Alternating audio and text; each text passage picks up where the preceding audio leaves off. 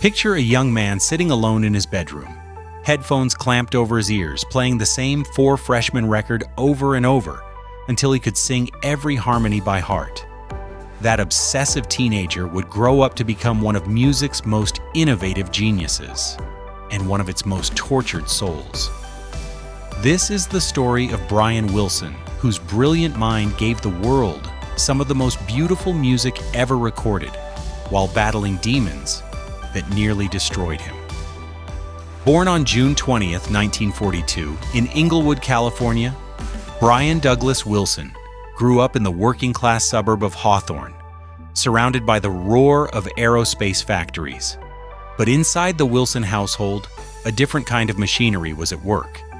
Brian's father, Murray, was a volatile man who subjected his three sons, Brian, Dennis, and Carl, to regular physical and emotional abuse.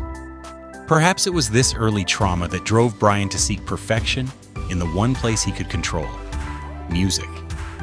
As a teenager, Brian became obsessed with vocal harmonies, spending countless hours dissecting the intricate arrangements of groups like the Four Freshmen.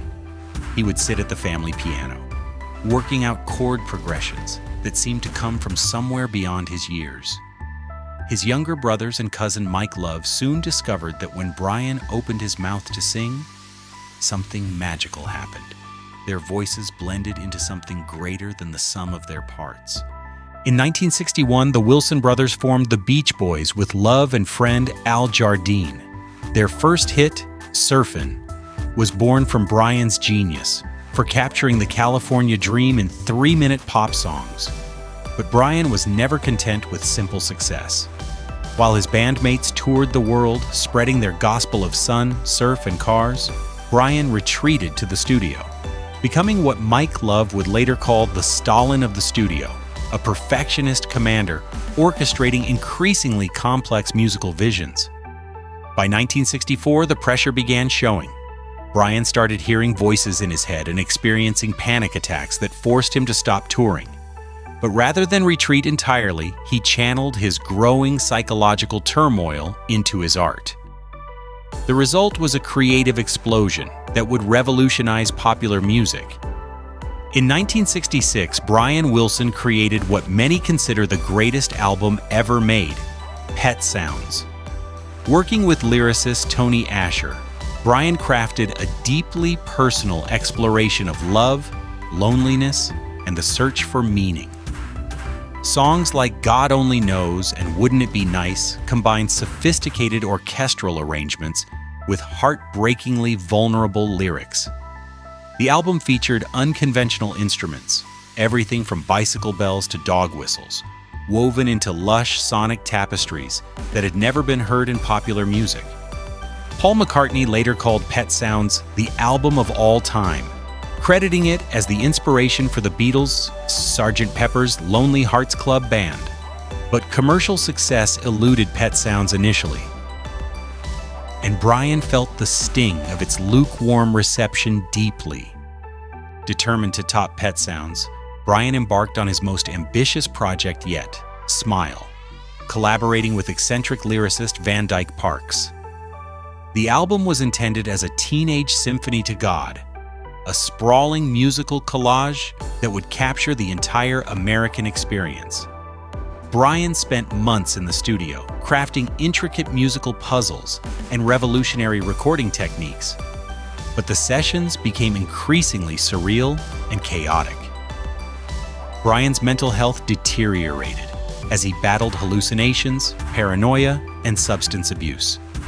Band members grew frustrated with the abstract direction, and after months of work, Smile was abandoned in 1967, becoming one of music's greatest what-if stories.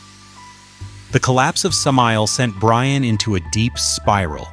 He spent much of the 1970s withdrawn from the world, struggling with depression, addiction, and severe mental illness. His behavior became increasingly erratic. He would spend days in bed, eat compulsively, and rarely left his house.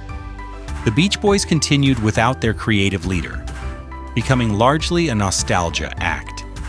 In the 1980s, Brian fell under the controversial care of psychologist Eugene Landy, who used unorthodox methods that helped Brian function but also exploited and controlled him for nearly 15 years.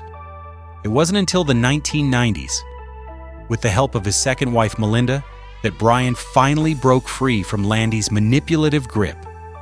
Brian's return to performing in the 1990s was nothing short of miraculous. The man who had been too frightened to leave his house began touring again, finally performing Pet Sounds live in its entirety to audiences who understood they were witnessing something sacred. In 2004, at age 62, Brian completed the project that had haunted him for decades. Smile was finally released as a solo album, earning universal critical acclaim and proving that his genius had survived intact. Brian Wilson passed away on June 11, 2025, at age 82, leaving behind a musical legacy that transformed popular music forever.